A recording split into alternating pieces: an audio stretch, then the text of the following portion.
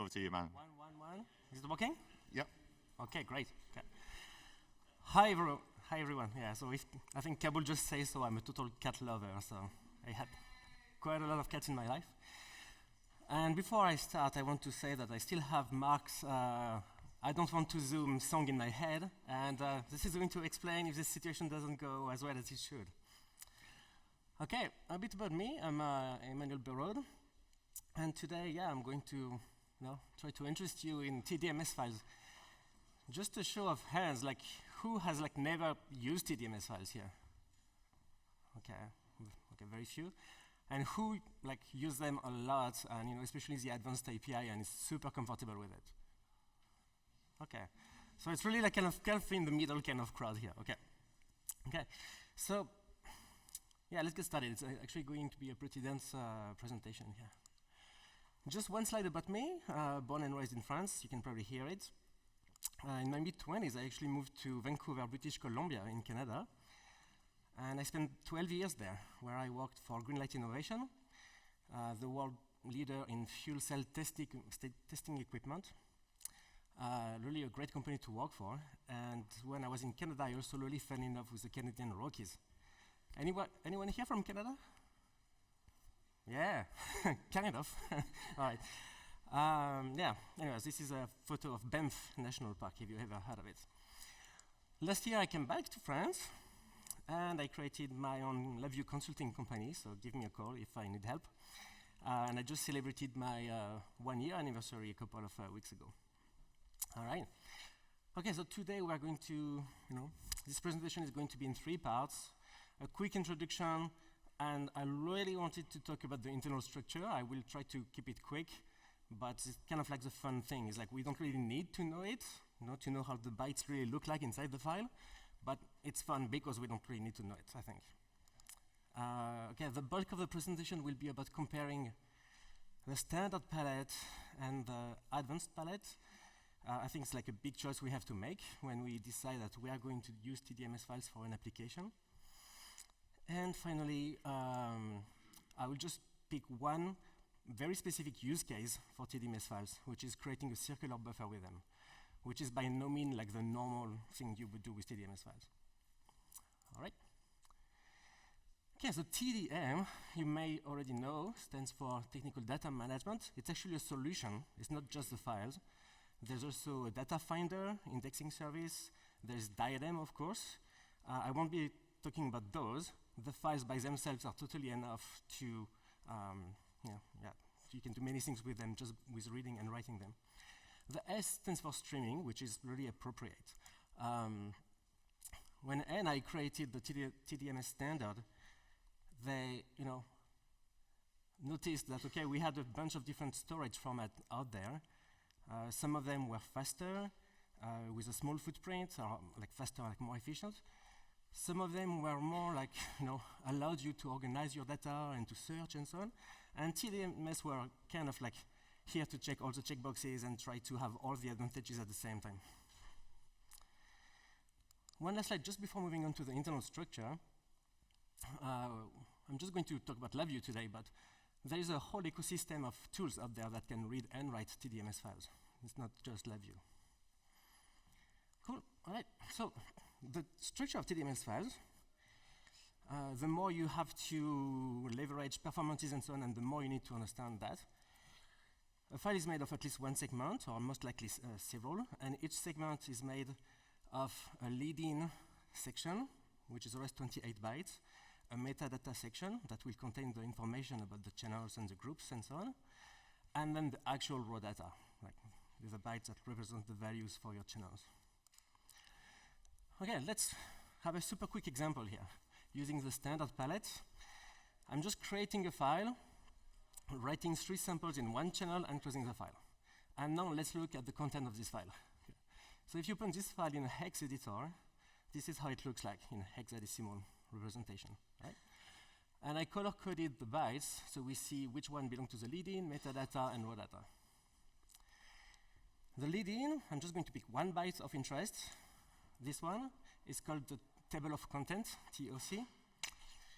Obviously, it's made of 8 bits, and 2 of those bits are the endianness, little endian or big endian, and the data layout, whether you want your data, or whether data is interleaved or non-interleaved. I will have just one slide about that after. The metadata is going to list your objects. You always have one root object in a TDMS file, and then you can have as many groups and channels as you want, right? So here is my group 1. This is literally the ASCII characters that spell group 1, and here's my channel 1, which belongs to group 1. Right. Channels have a bit of extra metadata. They need to have a data type, of course. So this is the data type here, which tells me, oh, this is a U8 data type. This is why each sample corresponds directly to 1 byte, really basic. And finally, we have a number of values for this channel, right? Which is useful when you have several channels in one segment. Okay, and the raw data, very obvious. Yeah. Okay, so super self-explanatory slide for the data layout here. I have 2 channels with 4 samples each, and based on the data layout I want, they are going to be written on the disk in a different way. This is just a number of the samples each time. Okay, cool. All right, so let's compare those palettes. First of all, little disclaimer, I know there's also some express VIs out there. There's some data storage VIs that I've never used or so. So I'm not going to talk about those. I'm going to talk about what I consider to be the real APIs, either standard or advanced. Yeah. Okay, my message today is the standard palette is great. Definitely stick with it if you haven't really identified a good reason to move on to the advanced palette. Okay. Advanced palette is, a bit more dangerous to use, even though after this presentation, you will, most of the pains that you could have got will, probably be avoided. It takes a bit more time, a bit more energy, but once you've done that, you can be pretty happy with yourself. You really will feel you have really good control. The API will do what you want. It's a much more manual control. So if you have to use the advanced API, okay, at least there's kind of a reward at the end. And finally, we have shared functions at the bottom here, right? Like get, set properties, defragmentation, and so on. All right, so to prepare this presentation, I did a bit of Googling. I checked the Lava forum, the NI forums, and I wanted to see what people had to say, right? Like the negative things people had to say. So apparently, there is some kind of memory growth issues reported with the standard API, standard palette. And it tells us in their like a knowledge base, or I forgot which page exactly, that there is some kind of cache that may be the reason why they look like there is a memory leak. Doesn't mean there really is. If you haven't really experienced that yourself, then don't be afraid. Like, don't be like, oh, then I move on to advanced. Yeah, no, honestly, I don't think it's the right move. There used to be also a concern with the fact that, even let's say you have a while loop and you keep writing the same channels again and again with the same data layout, with the same data type, then the header, meaning the lead-in and the metadata sections, they're going to be the same again and again, right? So it feels like a big waste of space on the disk. So apparently, something, I haven't verified that, in review 2009, some intelligence was added in the write function of the standard palette to not repeat again and again the same metadata and lead-in, right? And when you would do another write, you will only add more raw data.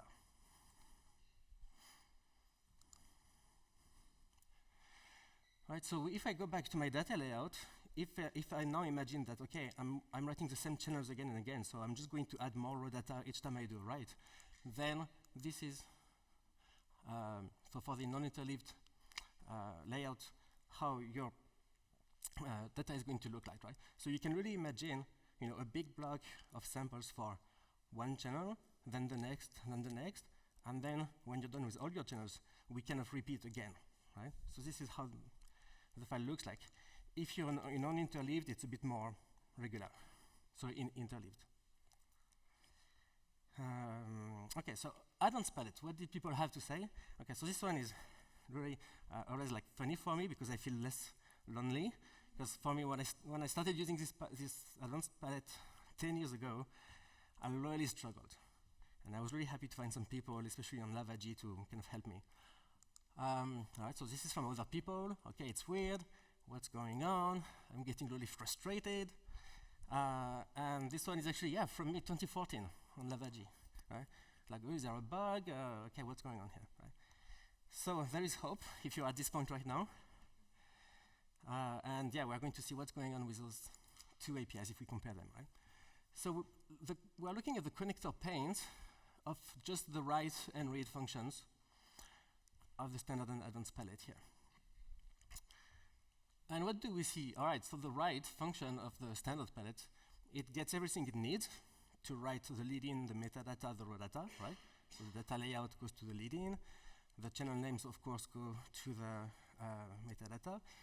And there's also some kind of detection going on here, right? The data is used to detect what is your data type, which goes to the metadata. Also to detect the number of samples per channel, and this also goes to the metadata, right? However, for the advanced palette, okay, it's just, here is some data, dump them on the disk, right? So you can just imagine how much more efficient this is. Of course, it's also missing some information, so we are going to see how to combine this function with a new function that is only in the advanced palette to achieve what you need to achieve. And same thing on the read function of the standard API does everything. You say, okay, I want to read those channels, so many samples with an offset, and you get what you want. Advanced read, really basic. Oh, just give me some samples, right? So it also needs to work with a kind of body function. Might pour myself a little glass of water.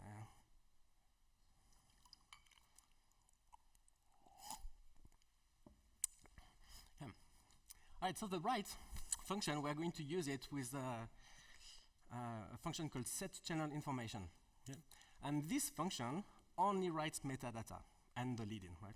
Like, I kind of consider them to be a bit the same thing. Right, so it takes the layout to put it in the lead-in, it takes the channel names, it takes the data type, right? So we're telling it, don't worry about what I will put in the write function, I'm telling you the data type is this. And same thing for samples, number of samples per channel, right? So I'm kind of telling it, okay, my samples are going to be grouped two by two, and I will have 2 channels total. And here I'm doing a write with a 2D array of 4 by 3. Right? The standard API would think, oh, 4 by 3, so you must have 3 samples and 4 channels. No. Here you're like way more flexible. You can really do what you want. Of course, you can also mess up stuff too. Right? The write function, if we look at the raw data that was written on disk, you can see it just took each row one by one and wrote them on the disk. No matter what, no matter the data layout, I really want to insist on this, the write function is not going to check what is the metadata above it. Okay? The metadata is just used for the moment we need to read, right? So if we read with the standard read function or with the Excel add-in, right? So here is Excel. You can see what we got. We got AB in channel 1, CD in channel 2, EF in channel 1, and so on, right? If I color code the channels like this. Okay, so the write function a bit tricky, but it's not too bad. Now I'm going to keep this file that I created. Okay, so I keep this bottom here, but I'm going to try to use the advanced read to, let's say I want to read the first 4 samples of channel 2, right? The yellow channel. So it should be CD and 1011. This is a little teaser I put in my Discord channel. I don't know who here actually got quite a bit of activity. And people were really disappointed because I thought I really tried to trick them with like invalid references and stuff like this. Like, no, I just want to see if you knew how this API works, right? If you run this code, the data indicator actually gives you this. Okay, so it gives you 2 samples of channel 2, the yellow channel, and then the next 2 samples that actually belong to channel 1. Right? So it's just important to understand this little guy here, the set next read position. What it does, it's a one-time thing where it tells you, like it positions a pointer that will be used by the read function that says, okay, I'm going to identify a very specific sample thanks to an offset, which is like the, is it sample number 0 or 1 or 2 of a particular channel. And then the read function just closes its eyes and just moves on and read samples one by one, and it doesn't care about the channels that you wired in the set next read position. Actually, the name set next read position I think is really a very good name. I really congratulate NI because it's actually really what it does. Yeah, it's really okay. The next read will start here. Okay, so how do we do things the right way if you want to only get the samples that you want? Okay, so let's say I want to start at sample 2 because you don't always start at the first sample. You might want to start reading somewhere. And so I have my 2 channels here. Hopefully the color is good. And in my example here, I will read 8 samples, right? So this is the wrong way, right? Like I said, you're not getting what you want. So the right way is this. Okay. So you said, you read, then you have to know that, oh, I hit the end of my block. And you have to do this manually. The API is not going to tell you. So you really, if you want to use the advanced API, when you read, you have to really know how your file actually really looks like inside. And you know that because you wrote the file, hopefully. So you know how how big those blocks are, how many channels you have, and so on, right? And that's the right way to get the data you want. Okay. All right, so we're going to move on to performances now. Here I'm comparing in orange the standard API and in blue the advanced API. I'm writing 100,000 sample of single float samples for 500 channels, no matter what. But on the left of this graph, I'm writing many times a few samples. On the right of this graph, I'm writing, very rarely a lot of samples, like very few times a lot of samples. You can see no matter what, the advanced API is better. There is kind of like a sweet spot at 1,000 sample in my case, where we have the best compromise between not writing too often because we have a big overhead, and at the same time not writing big samples because apparently it's pretty heavy on the API. Yeah, I think that's all I wanted to say about the write. For the read, right? So I have that same file that I showed you for the write. So 100,000 sample and 500 channel. Let's say I just want to read 10 channels, and remember, I'm doing my block advanced technique, right? So I'm being fair. I'm comparing a single call of the standard read compared to a for loop with many calls of set next read position, read, set next read position, read. And despite of that, for 50,000 sample, if I have blocks of 1,000, it means I'm reading 50 times. And even running this loop 50 times is still faster than just one call of the standard API here, right? So it really makes you think, okay, standard API, advanced API is really great. However, so I'm going to freeze the number of samples I want to read, let's say in 10,000, and I vary the number of channels. Here you can see that, okay, if I start wanting to read a lot of channels, okay, standard API starts making more sense because you're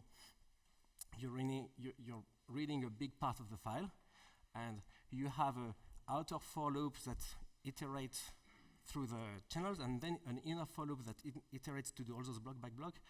Okay, now the overhead is kind of killing us, and the standard API is better. In our use case, with the circular buffer, and then we'll extract just a few channels to put in a graph, since we will read only a few channels, we'll be to the left of this graph. So advanced palette will be great. Yeah, this is a quick slide I did yesterday, which is always what you should do just before a presentation, because I realized that, okay, I'm not really giving you a clear picture of, okay, when to use which API. So this is my attempt here. Here you go.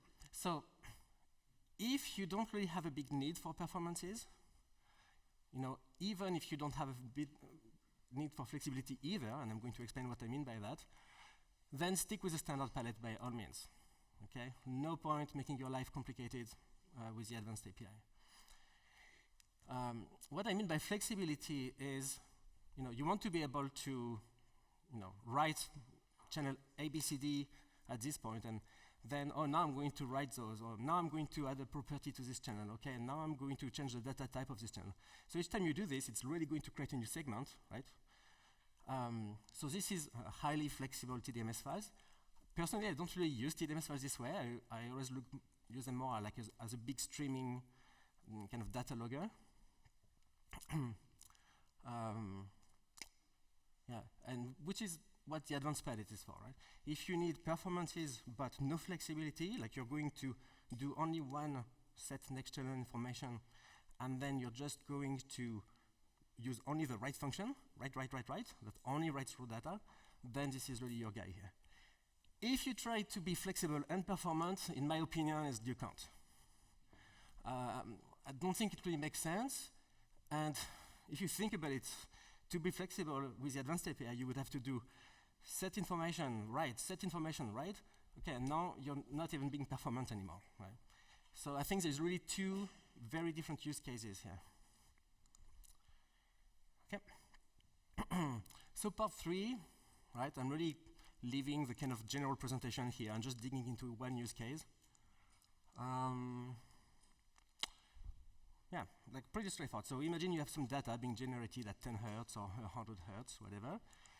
We're not going to dump this data, in our TDMS file each time. This is really not efficient. It's better to, buffer the data a little bit, just like we said, 1,000 samples maybe, just 1 minute worth of data. Then write it in the file, right? And when this file is full, so it could be every whatever 100 megabytes or every number of samples or every hour, whatever you decide, you create a new one, you close the current one, and so on, and then you start deleting the older one each time a new file is created, and then this is your circular buffer here. Right. So here's a quick demo. I know it doesn't look that impressive, it's actually running right now. So the recorder is recording, and every 10 seconds I'm going to have a new file being created. So to the right is the File Explorer, just Windows File Explorer. And to the left, at any point, I can just create a graph. Like right now, there's no graph at all. And so the graph will appear. And the history of the graph is loaded from the files. Okay? So, because to me, it's super frustrating to say, oh, I want to start plotting this channel because suddenly this channel became interesting to me. And it just starts from now, right? Each time I zoom and de-zoom, same thing, I'm reloading again from the file. But when it's actually refreshing live, it's just getting the new samples directly from like the sensors pretty much. All right, so I'm just, it's not the most impressive demo, but yeah, I'm just like zooming, de-zooming. And maybe I will attract your attention to, oh, too late. Yeah, there was some field at the top here about decimation, which is what I'm going to talk about now. So imagine you de-zoom a little bit or a lot, whatever, in your graph. The more you de-zoom, the more samples you're covering, okay? In your file or even across many files. And there's really no point to read a ton of samples, like hundreds of thousands or millions, and then ask LabVIEW to do all the work to be, oh, I only have 2,000 pixels on my screen. How am I going to represent your millions of samples, right? It's a lot of work for LabVIEW if you think about it. So we're just going to get the samples we need, right? So let's say I want to keep only one every 3. So I'm interested only in my kind of red channel, and I only want the yellow samples. And those blue gaps are actually huge because they contain samples for all my other 499 channels, right? So I have two ways to do this. Either I do my block advanced technique where I read all the samples for my channels, so I still have a little jump here. And then there is a LabVIEW function called like decimate, I think, or maybe it's not the exact name, that will decimate for you, but just with a decimation factor input, and you will get what you need and feed that to the graph. The other solution would just be to go pick those samples one by one. Right? So it's like you position with your set next read, and you do a read with a count of 1, literally. And you get that, and you feed. Okay, of course, in one case, one of those solutions is better than the other, and vice versa. So if I don't de-zoom much, let's say I want to say 10 minutes, I want to fetch 2,000 samples total, no matter what, and I have a sampling rate of 100 milliseconds, then I need a decimation factor of 3. If my blocks are 1,000 samples long, it's better to read the whole block and to decimate than to do 333 individual reads, right? So of course, I stick with the first technique. If I zoom out a lot, let's say I have enough TDMS files to cover 3 days, this is millions of samples. So I need to decimate so much that I need to read not even 1 sample per block of 1,000. So it makes way more sense to do just all those individual reads and pick up just the samples I need and give that to the graph. Right. So each time I do an operation, like zoom, dezoom, and I also have a refresh button, this is what happens. We need to reload the history based on what you want to see on your X scale, right? So from 9 a.m. this morning to 3 p.m. or whatever, or to now if you want it live. So let's say we want it live. The most recent data is actually still in that little buffer that has 1 minute. I don't want it to be missing, so I need to grab it. Then the second most recent data are inside the file that is currently being written to right now, that is still growing. And then we keep having to open older and older files until we reach the oldest sample we need to put in our graph. And then we can finally be live and add new data directly from the sensors. Okay, so this is pretty much the end of the presentation. I just want to have one slide about what I didn't talk about. There's a lot of other things you can do to optimize your TDMS usage. I know that a lot of people have worked quite extensively with defragmentation. Just because of the way I've been writing in my file, I haven't found the need to defragment them, but like just know it's there, and it's apparently quite useful to some people. Scaling, I haven't really looked it up. When you open a file, you have a little input called disabled buffering. So that's the one that forces you, if you leave it at true, which is the default, it's the one that forces you to then write with a number of bytes that is a multiple of the disk sector size. And in terms of performance, the documentation says it could help, but it could also make it worse. So I was like, okay, no, I'm not going to bother. I'm just going to leave it at false. So I always put it at false. And this way I'm very flexible. Reserve file size, something probably related to fragmentation as well. I haven't really used it too much.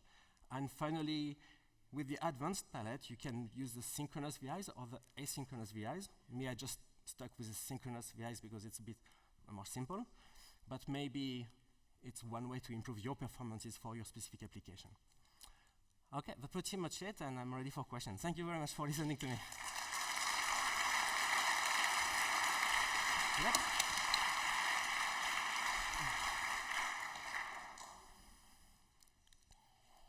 Any questions? I'll get off then.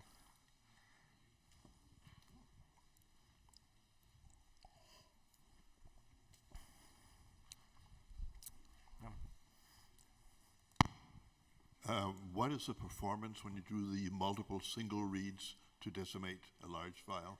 Sorry, could you repeat, please? What is the performance when you do the multiple single reads for decimating a large file? What is the performance in terms of like actual number? Yeah, how long does it take to make that read? I mean, honestly, I couldn't give you a number like that. I mean, is it pretty well instant, or what is the lag on that?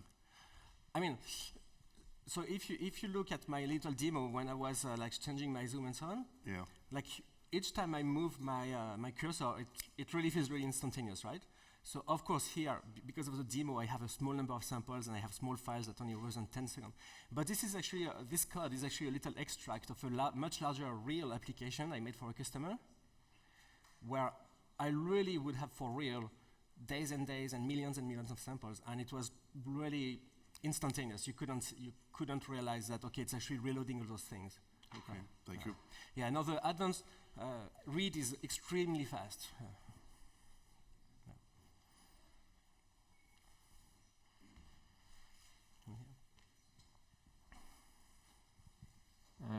One question here. So you've said that from LabVIEW 2009, if you are writing the same channel layout all over and over again, it doesn't include this metadata every time, right? So if this is true, the fragmentation wouldn't do anything, right? I guess. So once again, so it's not true because I've tested it in like 2017, 18 versions. And the fragmentation took up a lot of free space from those files. So I don't think it's working, or maybe I don't really understand how. So I don't know. So honestly, I haven't. Yeah. I mean, actually, I did verify it in a way. I was using LabVIEW 2023, You know my example where, like my first graph about performances, where I wrote 100,000 samples with the two APIs. And of course, to do that, there is like a loop running a lot, right? The file size created with the advanced and with the standard API, they were pretty much the same at the end. Okay. So I think the one header really worked in my case. So I don't know how your data got fragmented if you were just writing always with no changes. Yeah, I can't really explain that. Okay. But if you, I mean, I can, no, if you want to ask me on Discord, I can give you the code that can read the file and highlight, oh, here are your segments, and here's your metadata, your raw data, and so on. Okay. And you can actually see how many segments you have. Okay, thanks. You're welcome. Okay, all good? Thank you for a great, I learned so much. Okay, great. I'm relieved, thank you. No, there's, I work in streaming applications, working in RF. I don't know about other folks. The reserve file size is absolutely critical for when you're saving and you're trying to go 5 gigabytes a second to disk back and forth. Very possible, very amazing that we can achieve that in larger rates.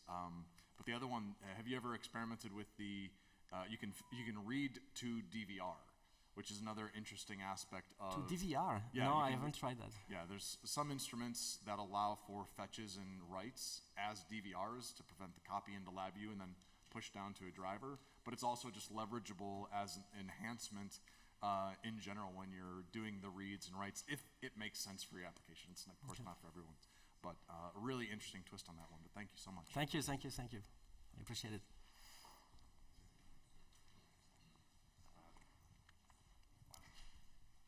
So the reserve file size, I've done a lot of eDVR handling for FPGA. There's something called disk active time. So if you do not do that, you can see that on performance monitor. Your disk active time is gonna be very high if you don't do that. So you're gonna not be able to save to disk, and you're gonna pile up that because you cannot save it to disk. So it's reserving the file size helps a lot with the disk active time. Especially when you're running many different threads of eDVR, many DMAs, that helps a lot. Okay. Yeah, thank you. At the beginning, 10 years ago, when I really had to start really learning the advanced API, I tried to play with so many different aspects, and one of them that, once again, is very specific to my usage, right? But one of them that really helped a lot was the data layout. Storing my data interleaved versus this, so it's called decimated in the standard palette, but it's called non-interleaved in the advanced palette. Really made a ton of difference, right? So I decided to stick with non-interleaved. Then I really tried a bit of everything, honestly, but I didn't spend days and days of just looking at the reserve file size and days on just looking at defragmentation and so on. So, after a few hours of tinkering with one thing, if I realized, okay, for my case it doesn't make much difference, then I quickly kind of gave up because there's so many things you can play around, right? In my SCADA application, of course, all my data type is double float, but you save half the byte if you only log as single floats in the file. So actually, I was only logging in single floats here. All right, thank you very much, everyone. Thank you.